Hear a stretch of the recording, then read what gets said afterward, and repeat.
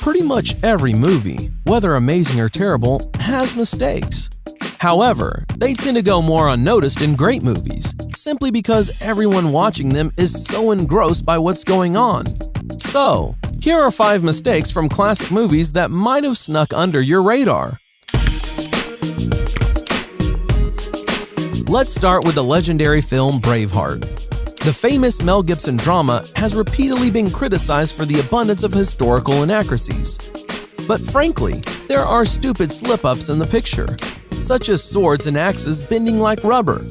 However, perhaps the most obvious mistake is that the protagonist takes the trouble to ride horseback instead of riding in that car that mysteriously appears in one frame of the film.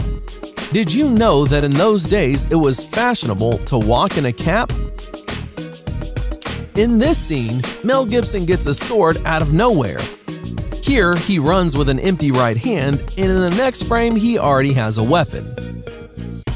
In the movie Jurassic Park, in a scene where a dinosaur enters the kitchen and children hide from it, there is a very strange and frightening moment. Someone decided to touch the dinosaur's butt.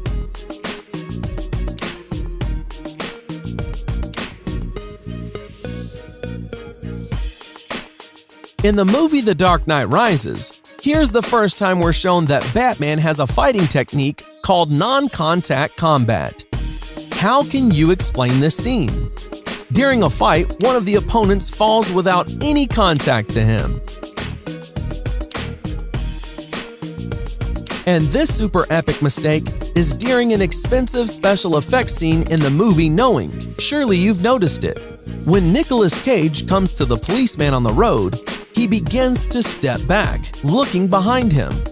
Nicholas also turns around and is amazed at what he saw, but the falling airplane is coming from the side.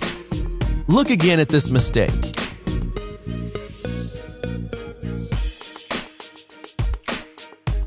How could they spoil such an expensive scene? Next, we have the movie Gladiator. The movie setting unfolds almost 2,000 years ago.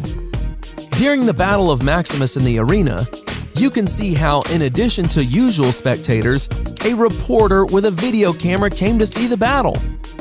I'm guessing he's streaming a live broadcast of the battle on Ancient Rome TV. It also turns out that in hot weather, people came to the stands with plastic bottles of water. Very prudent. Also, very striking is the shoes people are wearing in Ancient Rome. Apparently, we got the designs of modern soles from them as well. Today, some historians say that gladiator fights had elements of a show, kind of like wrestling now. And seeing as rivals stab swords at each other's armpits, you begin to believe it. But at the end of the movie, when the deadly wounded Maximus falls to the ground, you can see how his head is comfortably placed on a pillow of sand, to die with such comfort. But to be honest, it's no surprise that Maximus eventually died, because he had a very bad coagulation of blood. This can be seen at the beginning of the film when in Germany, he was injured by one of the soldiers in the shoulder. But here, he is in Spain, and the wound is still bleeding. Although to get from Germany to Spain, you must ride at least a month to get there on horseback. And again, hit the enemy's armpit. And poor Maximus at this moment, someone pours on the side with paint. And now the million-dollar question. What is wrong with this mother and son? Who noticed in these frames a stupid mistake? Write in the comments below. And in the aftermath, some more movie mistakes. In the movie Indiana Jones, Raiders of the Lost Ark, the action takes place in the 30s of the last century. Here, Indiana Jones is sitting in the city of Cairo with a monkey, and in the background is a guy in jeans and a t-shirt. Unusual style for Egypt of the 30s. In the second part of Iron Man, Natasha knocks down her partner with a clever trick. However, at the moment of the trick, she turned into a completely different woman. In general, Iron Man 2 is a mystical film.